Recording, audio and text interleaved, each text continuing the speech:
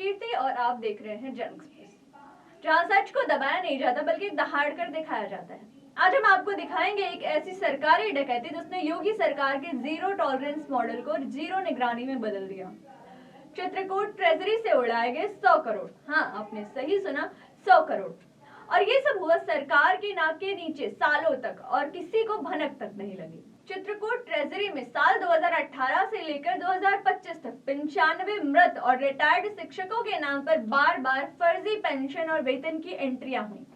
एक ही नाम पर बार बार पेमेंट और पैसा जा रहा था बोगस खातों में। ना कोई ऑडिटिंग, ना कोई जांच, ना कोई रोक, यानी सिस्टम का सिस्टम ही लुटेरों के हाथ में। बाबू बने बिल्डर, अब सुनिए असली मजा कहाँ है। दो मामूली पटल सहायक यानी क्लर्क जो कल तक सरकारी दफ्तरों में लोगों की फाइलें टटोलते थे, आज करोड़ों की प्रॉपर्टी के मालिक बन गए। जी हाँ, रियल एस्टेट माफिया की तरह खेलते ये बाबू अब गाड़ियों में घूमते हैं, फार्म हाउस बनाते हैं और अफसरों को मुंह चिढ़ाते हैं। सूत्रों के मुताबिक इन बाबुओं ने ऊपर तक अपनी पहुंच बनाई हुई है और फिर पूरा सिस्टम ही खरीद लिया। अब सवाल उठता है, क्या ये लूट सिर्फ इन दो के बूते हुई या फिर इस भ्रष्टाचार सिंडिकेट में बड़े मगरमच्छ भी शामिल हैं? अब तक की कार्रवाई मजाक या मजबूती? अब तक क्या हुआ? 22 लाख की रिकवरी हुई और घोटाला है 100 करोड़ का। क्या ये मजाक है? एफआईआर की तैयारी पर नाम गोपनीय क्यों है? फॉरेंसिक जांच के आदेश हैं, पर क्या रिपोर्ट दबा दी जाएगी? जन एक्सप्रेस की पड़ताल में पता चला है कि 93 लोगों के खिलाफ एफआईआर की स्क्रिप्ट तैयार हो चुकी है, जिसमें से 3 ट्रेजरी कर्मचारी भी शामिल हैं।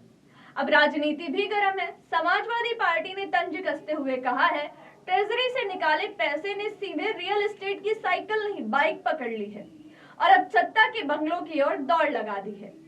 सवाल ये है, क्या योगी सरकार का बुलडोजर अब इन करोड़पति बाबुओं पर चलेगा या फिर ये घोटाले भी फाइल के नीचे दबकर ठंडी चाय और गरम रिश्वत में घुल जाएंगे? एक रिटायर्ड शिक्षक की आंखों में आंसू थे। हमने ताउम्र चौक पकड़ी, किसी का भविष्य संवारा और अब हमारे नाम पर करोड़ों उड़ाए गए। इससे शर्मनाक और क्या होगा? ये सिर्फ घोटाला नहीं, यह जनता के भरोसे की हत्या है। अब सुनिए पुलिस अधीक्षक अरुण कुमार सिंह ने क्या कहा। कोषागार में कुछ पेंशनर्स के खातों में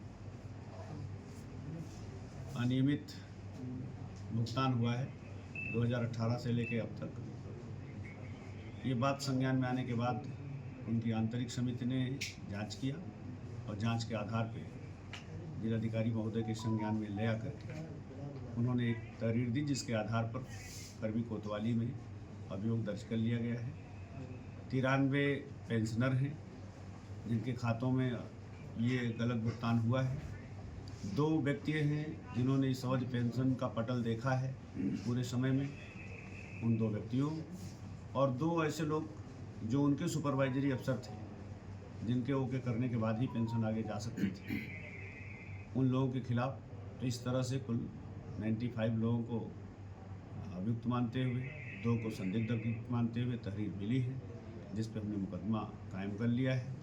विवेचना के लिए एक टीम गठित की गई है COCT के नेतृत्व में और शीघ्रातिशीघ्र हम जो भी इसमें एविडेंस हैं उन सबको कलेक्ट करके जिम्मेदार जो इसके लिए हैं उन सब के खिलाफ गिरफ्तारी करते हुए कार्यवाही करेंगे। धनराशि जो अब तक हमको ट्रेजरी के तहरीर में मिली वो 43.13 करोड़ की बात आई है। आगे जैसा जैसा इन्वेस्टिगेशन होगा और जो तथ्य सामने आएंगे उन सबको विवेचना में शामिल कर लिया। इसमें सर नामजद कितने, अज्ञात कितने? इसमें ये जितना मैंने बताया ये सभी नामजद है।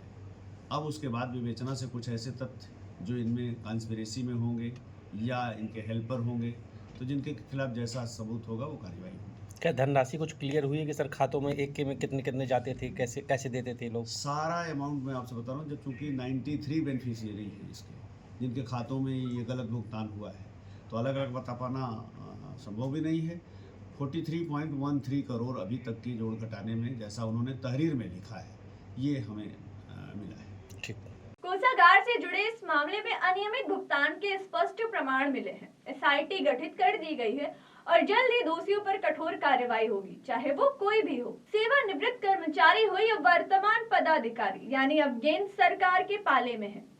तो जन एक्सप्रेस की ये पड़ताल यहीं तक नहीं रुकेगी। हम सच को उजागर करते रहेंगे, क्योंकि ये सिर्फ घोटाले की नहीं, जनता के भरोसे की लड़ाई है। देखते रहिए जन एक्सप्रेस। धन्यवाद।